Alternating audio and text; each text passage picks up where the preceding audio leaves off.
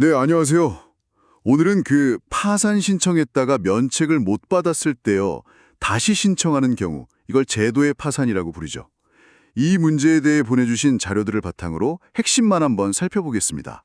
네, 맞습니다. 제도의 파산. 이게 원칙적으로는 대법원 판례를 보면 면책 불허가나 기각 아니면 신청 취하 이런 경우엔 동일한 사유로는 다시 파산 신청하는 게 금지되어 있잖아요. 네, 법적으로는 그게 딱 정해진 원칙이죠. 면책만을 받으려고 또 신청하는 건 안 된다, 이런 취지인데요.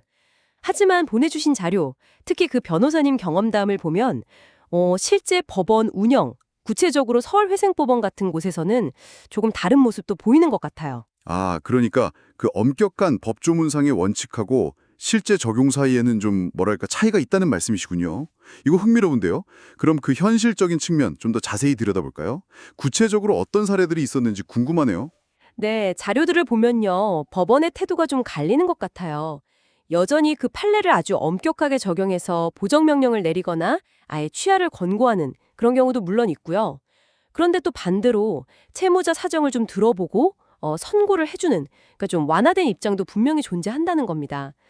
최근 경험담들은 오히려 후자 쪽 가능성을 더 보여주는 것 같기도 하고요. 특히 그 사례가 기억에 남아요. 인천에서 면책 불허가를 받고 한 2년 뒤였나요? 서울회생법원에 다시 신청한 경우요.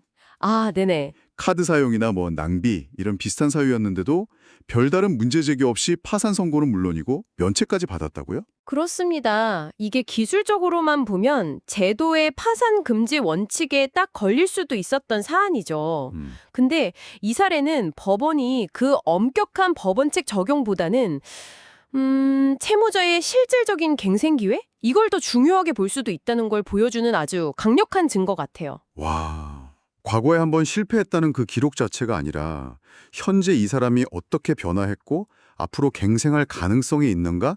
이걸 더 중점적으로 본 판단 아니었을까? 그렇게 해석할 여지가 크죠. 판사나 관제인, 또 채권자, 누구도 이 일을 제기 안 했다는 점이 중요하고요. 와, 그건 진짜 의외네요.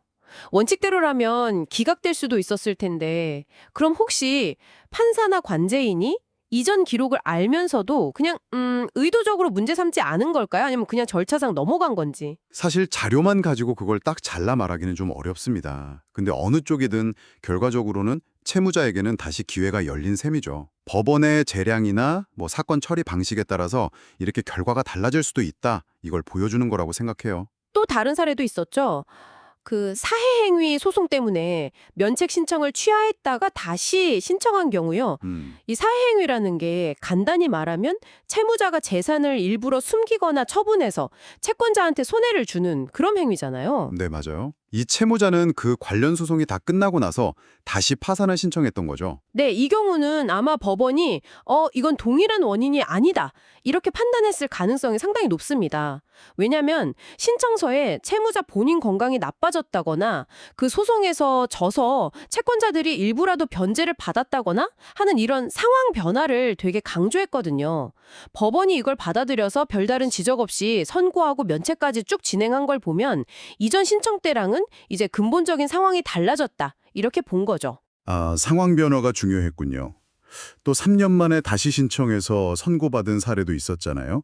아들 명의 재산 문제로 관제인이랑 합의는 했는데 그 부담 때문에 취하했다가 다시 신청한 거예요. 네, 그것도 있었죠. 근데 법원이 일단 선고를 하고 관제인까지 선임했다는 내용이었는데 이것도 역시 제도의 파산임에도 불구하고 절차가 진행된 거네요. 결국 핵심은 이거인 것 같아요. 법 조문이나 판례에 나와 있는 그런 엄격한 원칙과는 좀 별개로 실제 법원 운영에서는 특히 이제 보내주신 자료에서 자주 언급된 서울회생법원의 경우에는요.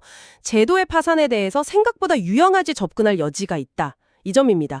물론 모든 재판부가 다 그렇다는 건 아니고 여전히 엄격한 기준을 적용하는 곳도 있긴 할 겁니다. 이게 참 중요한 지적이네요. 그냥 교과서적인 원칙만 딱 보면 길이 막힌 것처럼 보일 수 있는데 실제 사례들은 다른 가능성을 보여주고 있으니까요. 맞습니다. 특히 시간이 좀 흐르면서 채무자의 건강 상태라든지 아니면 채무 내용 같은 상황이 번했거나 또 이전 절차에서 문제가 됐던 부분이 해소되었다면 다시 기회를 얻을 가능성이 있다는 거죠.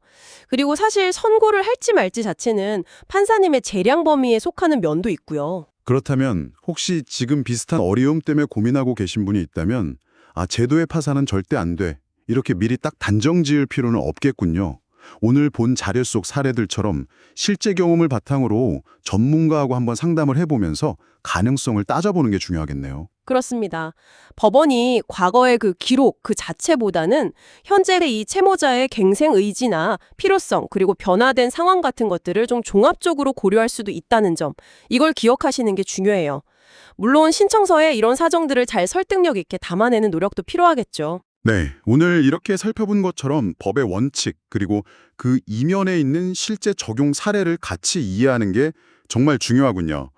마지막으로 이런 질문 한번 던져보고 싶습니다. 법이 정한 어떤 엄격한 기준과 또 어려운 상황에 처한 개인이 다시 일어설 기회를 주어야 한다는 그런 사례적인 요구 사이에서 우리 사회는 어떤 균형점을 찾아가야 할까요? 이 질문에 대해서 잠시 한번 생각해 보시는 것도 의미 있을 것 같습니다.